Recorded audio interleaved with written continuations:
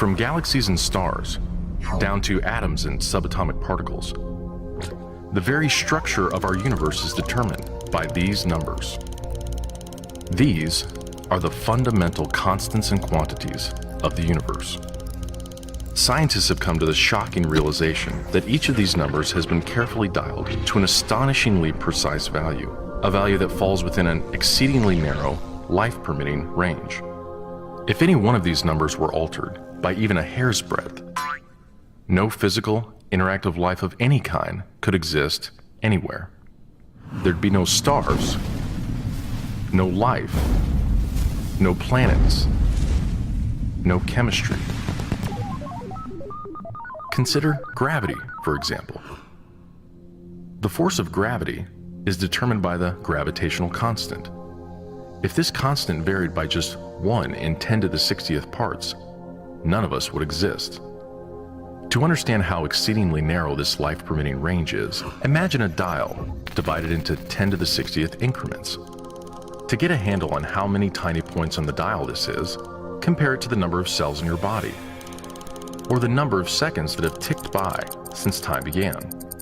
If the gravitational constant had been out of tune by just one of these infinitesimally small increments, the universe would either have expanded and thinned out so rapidly that no stars could form and life couldn't exist, or it would have collapsed back on itself with the same result: no stars, no planets, and no life.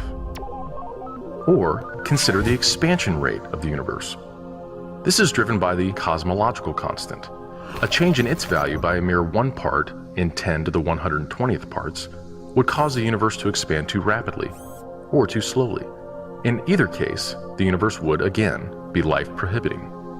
Or another example of fine-tuning. If the mass and energy of the early universe were not evenly distributed to an incomprehensible precision of 1 part in 10 to the 10 to the 123rd, the universe would be hostile to life of any kind. The fact is, our universe permits physical, interactive life only because these, and many other numbers, have been independently and exquisitely balanced on a razor's edge. Wherever physicists look, they see examples of fine-tuning. The remarkable fact is that the values of these numbers seem to have been very finely adjusted to make possible the development of life. If anyone claims not to be surprised by the special features that the universe has, he's hiding his head in the sand. These special features are surprising and unlikely. What is the best explanation for this astounding phenomenon? There are 3 live options. The fine-tuning of the universe is due to either physical necessity, chance, or design. Which of these options is the most plausible? According to this alternative, the universe must be life-permitting. The precise values of these constants and quantities could not be otherwise. But is this plausible?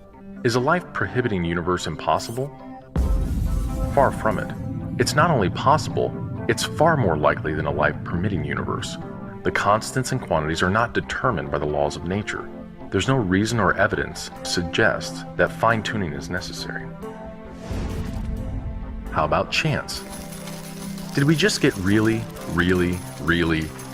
lucky? No. The probabilities involved are so ridiculously remote as to put the fine-tuning well beyond the reach of chance. So, in an effort to keep this option alive, some have gone beyond empirical science and opted for a more speculative approach, known as the multiverse. They imagine a universe generator that cranks out such a vast number of universes that, odds are, life-permitting universes will eventually pop out. However, there's no scientific evidence for the existence of this multiverse. It cannot be detected, observed, measured, or proved. And the universe generator itself would require an enormous amount of fine-tuning. Furthermore, small patches of order are far more probable than big ones. So the most probable, observable universe would be a small one, inhabited by a single, simple observer. But what we actually observe is the very thing that we should least expect: a vast, spectacularly complex, highly ordered universe, inhabited by billions of other observers. So even if the multiverse existed, which is a moot point, it wouldn't do anything to explain the fine-tuning. Given the implausibility of physical necessity or chance, the best explanation for why the universe is fine-tuned for life may very well be it was designed that way.